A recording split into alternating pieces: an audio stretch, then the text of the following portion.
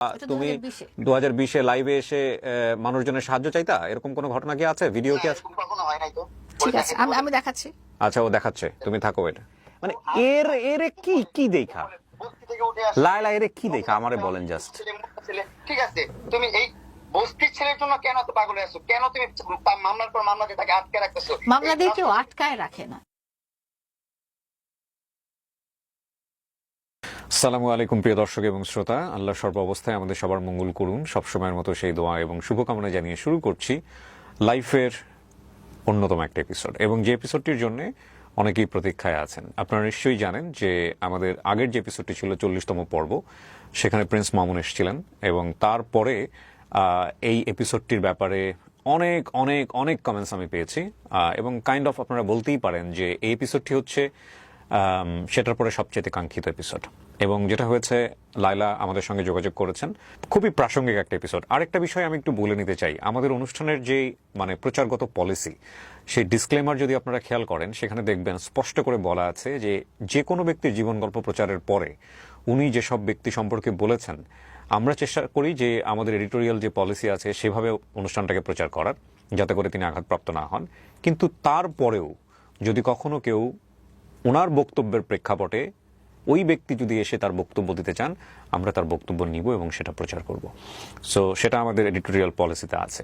তো সেই জায়গাটি থেকে যখন লায়লা আমাদের সঙ্গে যোগাযোগ করেছেন এবং আমরা তাকে মোস্ট ওয়েলকাম জানিয়েছি, ধন্যবাদ জানাচ্ছি আপনাকে আমাদের এখানে আসার, যেটা মধ্যে আমি সেকেন্ড টাইম বললাম। ভাই ফর ইওর টাইম, বিকজ খুব শর্ট নোটিসে আপনি আমাকে সময় দিয়েছেন। জি, আমি আজকে আসলে একটা পার্টিকুলার টপিকে এখানে কথা বলতে এসেছি। আমার লাইফের পার্টিকুলার টপিকটা, যেটা এখন আমার লাইফের জন্য খুব একটা হ্যাসেলমূলক সিচুয়েশন চলে আসছে।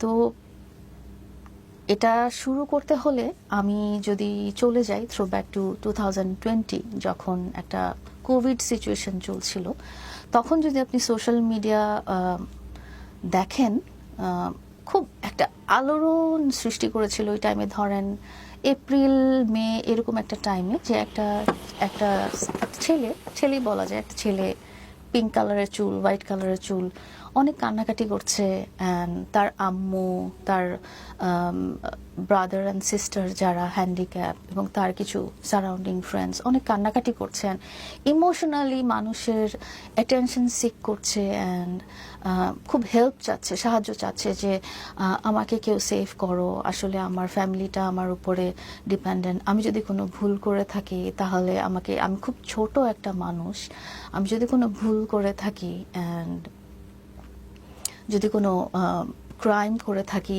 আমাকে শিখিয়ে দাও, আমাকে শিখালে আমি শিখবো।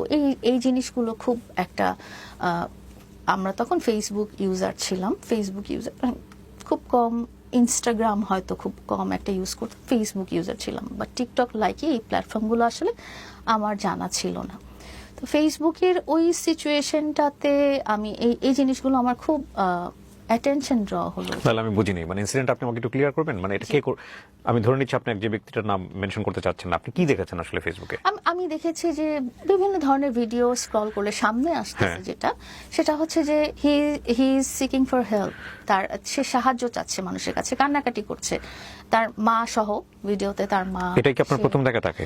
এটাই আমার প্রথম দেখা ফেসবুকে। সে এবং তার বলছে যে আমার ভাই বোনরা কথা বলতে পারে না, এন্ড আমার মা খুব অসুস্থ, আমার বাবা মানসিকভাবে ঠিক নেই। তো এই পর্যায়ে আমাকে সবাই একটু হেল্প করেন, সবাই একটু আমাকে সাপোর্ট করেন। এখন যে সিচুয়েশনটা আসলে হচ্ছে, মানে 5 বছর পরে এখন কিন্তু ঠিক ওরকম একটা সিচুয়েশন হচ্ছিল, বাট তখন তার ফ্যামিলি মেম্বাররা সহ সে ফেসবুকে এসেছিল।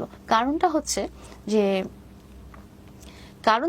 যে তাকে কিশোর গ্যাং হিসেবে চিহ্নিত করা হয়েছিল, এবং তাকে কিছুদিন পর পর ল এনফোর্সমেন্ট এজেন্সি নিয়ে যাচ্ছিল, র্যাব নিয়ে গেল, সিআইডি নিয়ে গেল, ডিবি নিয়ে গেল।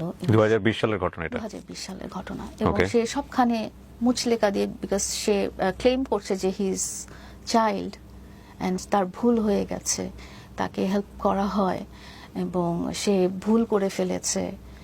তো এই সবের ঘটনা দিয়ে সে মুচলেকা দিয়ে আসতেছে, এবং তার জীবনটা যেন সুন্দর করে গড়ে তোলার জন্য হেল্প করা হয়।